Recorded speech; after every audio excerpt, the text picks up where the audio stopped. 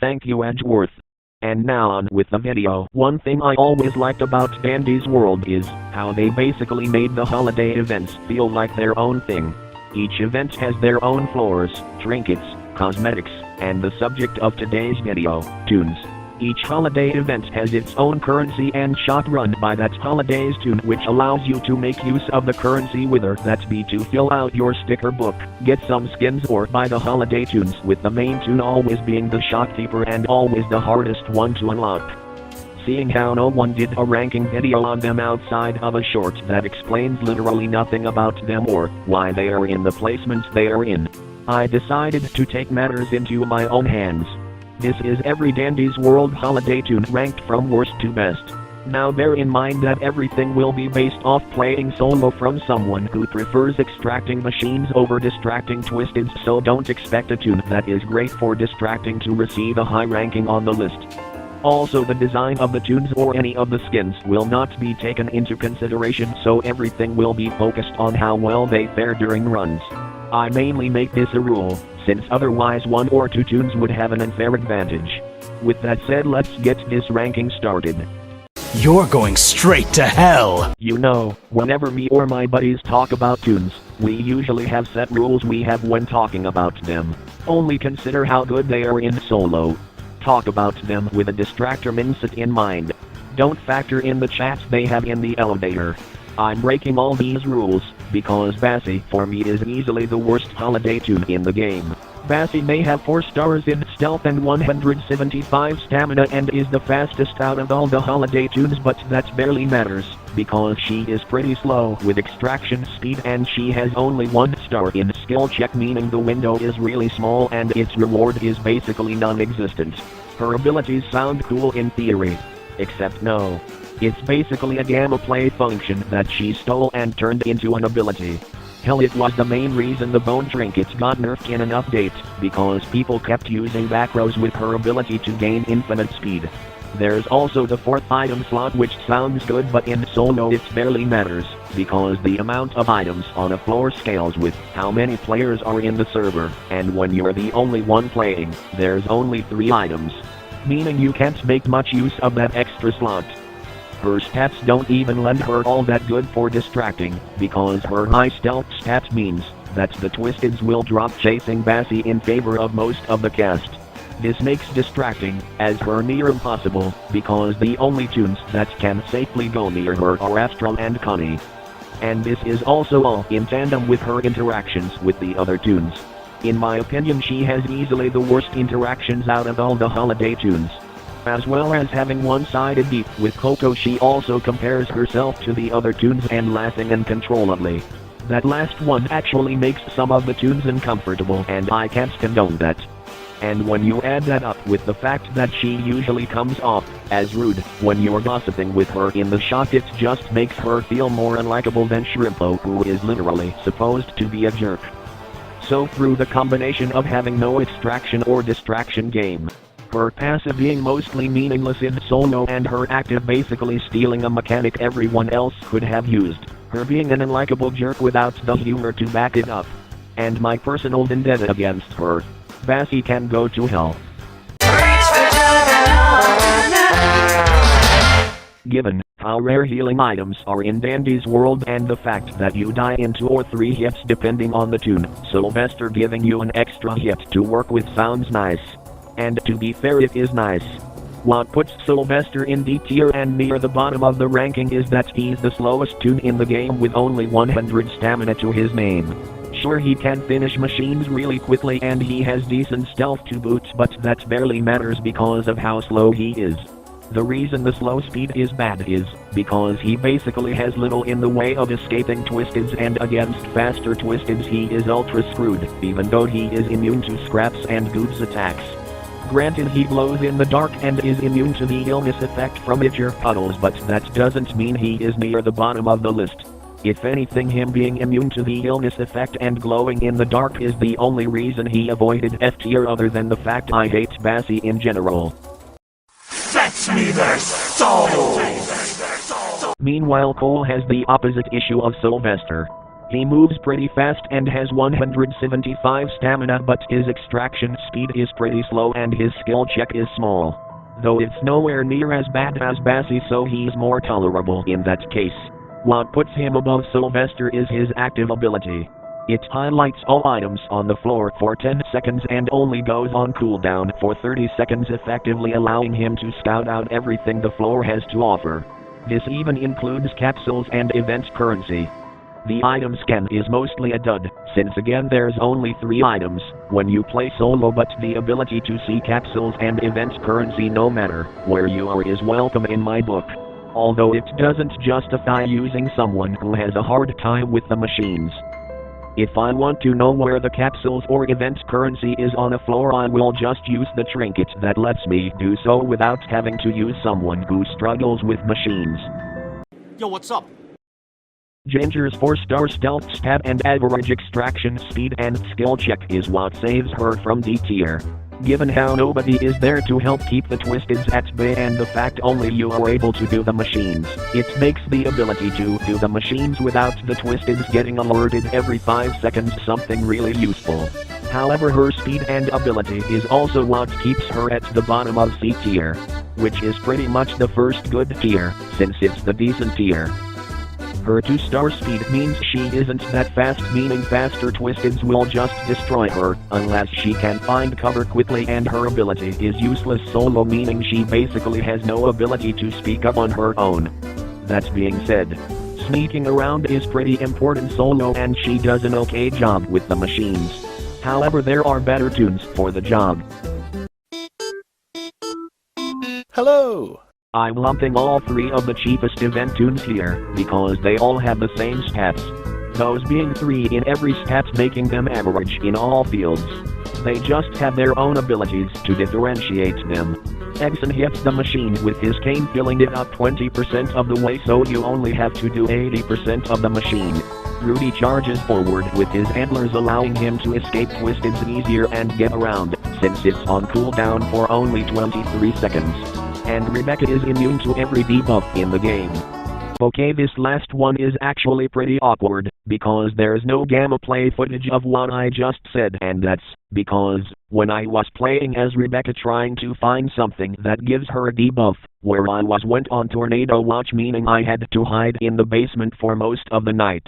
And when the next day came around, I realized that showing off her ability wouldn't be worth it, because it's basically just me trying to survive long enough to find something that debuffs you just for the sake of 10 seconds worth of gamma play footage. But regardless of the stupid reason for not recording Rebecca's ability in action, you can pretty much get the idea based on what I said. Really, you could rearrange the position of these 3 in any way and I won't be bothered. Rudie does have a slight advantage in that he glows in the dark on blackout floors, but it's not enough to propel him into B tier, or even surpass our next toon.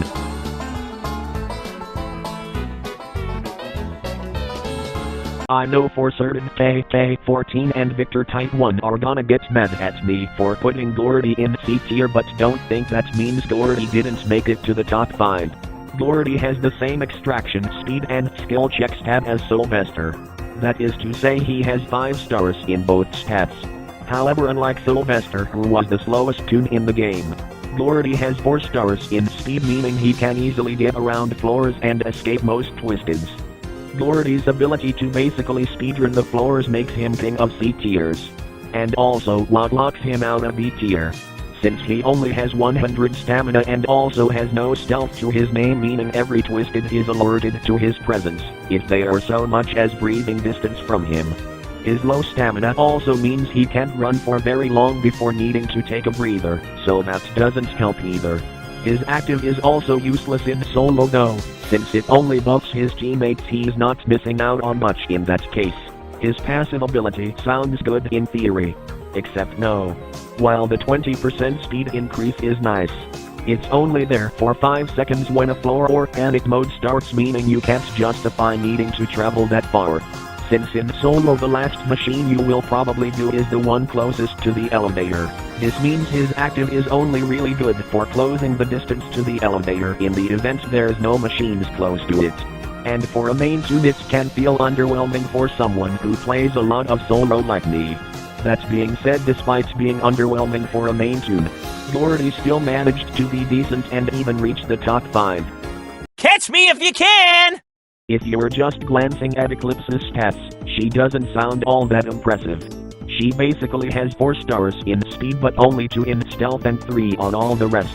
Basically the opposite of Ginger, and since she has no passive, it basically makes her feel like Ginger but with 2 stats swapped around.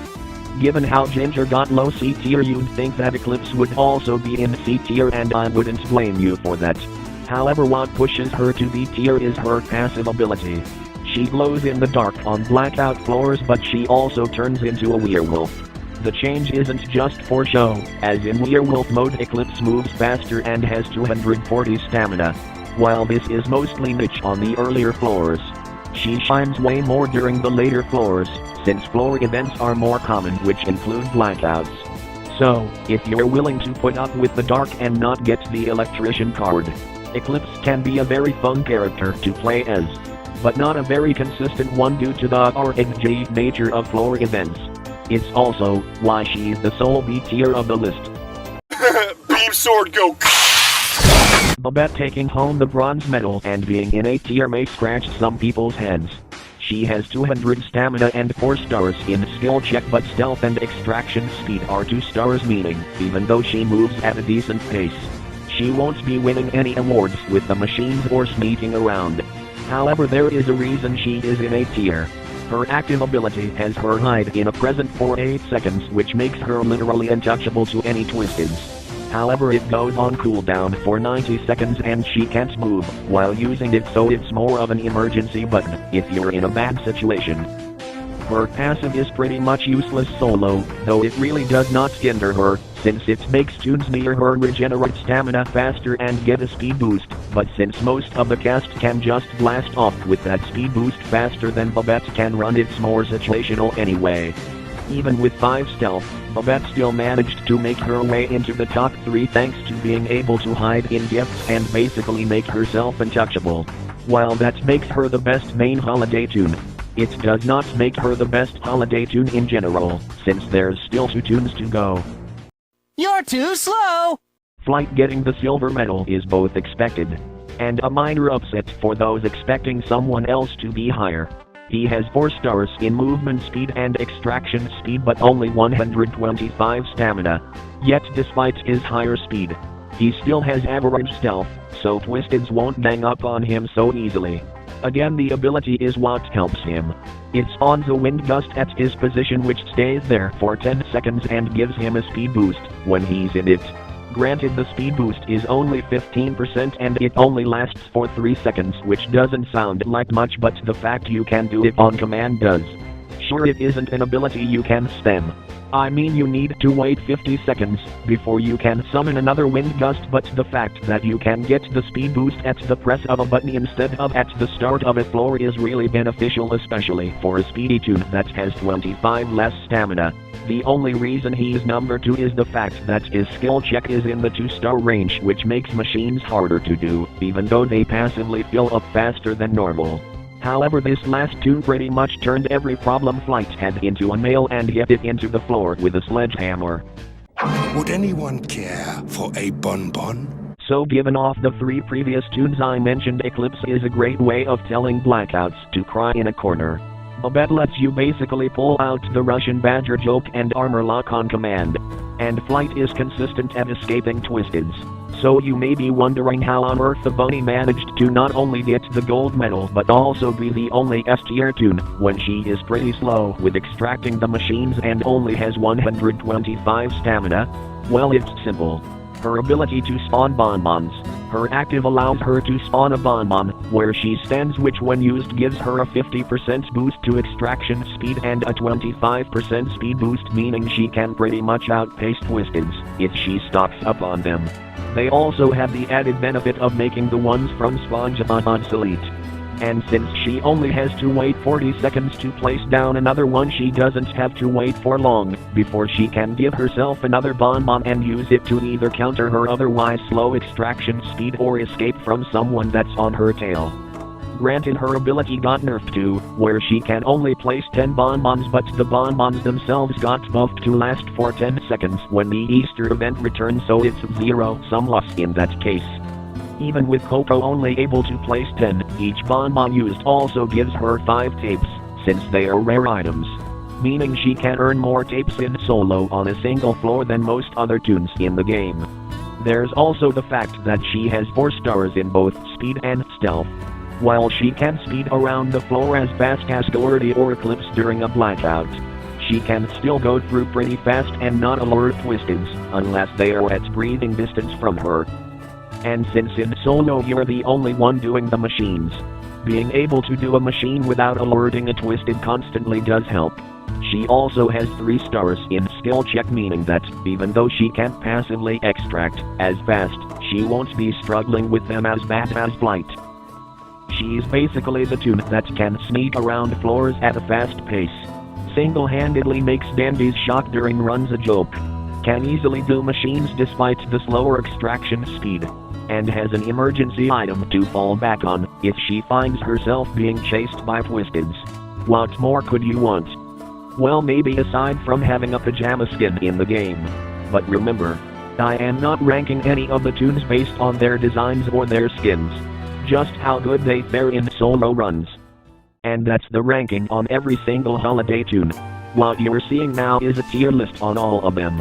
Note that some of the entries are different, because I used the Pizza Tower ranking scheme instead of the one everyone else used, as an 11th-hour change, and didn't bother updating the cards.